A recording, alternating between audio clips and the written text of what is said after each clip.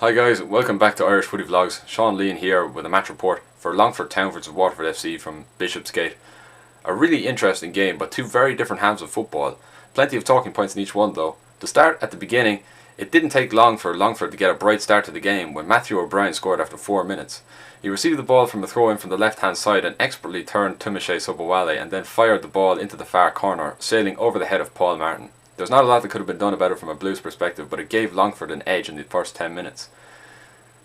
Longford nearly doubled their lead a few minutes later from a corner when Paul Martin failed to claim the ball, having come out for it. It was only for the intervention of who I think was Dean Larkin, although it was a goal-mouth scramble. But that kept the score at 1-0. Phoenix Patterson then got a free kick in 14 minutes, and he made no mistake, scoring an identical free kick to the ones he scored against Bray and Cove in his past two games.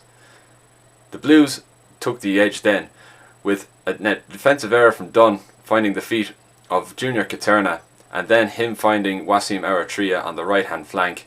Wasim slotted the ball into the left hand bottom corner to give the Blues the lead. That wasn't the end of the attacking chances in the first half though.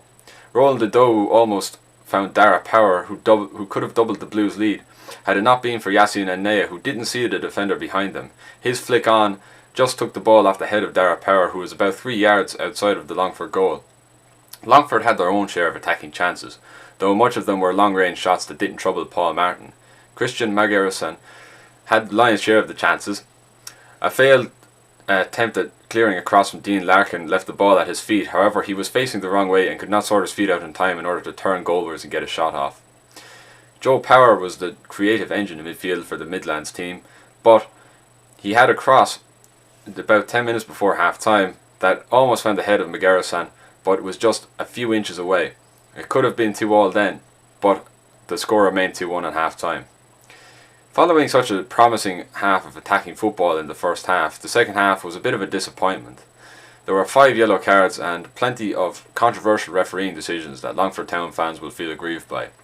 There were still a few attacking chances though, and Waterford started brightly. Phoenix Patterson's touch let him down on 53 minutes, just a minute after Junior Katerna had a great chance to make it 3-1.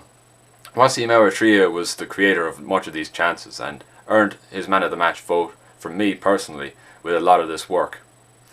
Longford grew into the game as it went on though, and especially with about 15 minutes to go, that's when things really heated up in terms of the officiating decisions and Longford's pressure on the Blues.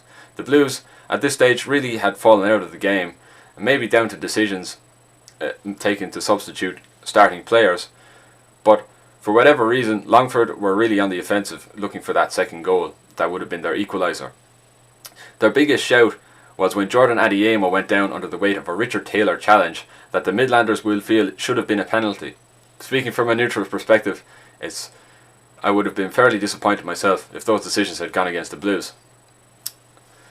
However, that wasn't the end of Longford Town's chances. Substitute Darren Clark, who came on for the injured Eric Malloy at half-time, had 2 great chances in order to make the game level, the most noteworthy of which being a cross about 5 minutes from time from a corner that found him unmarked at the back post. However, his shot flashed wide of the goal.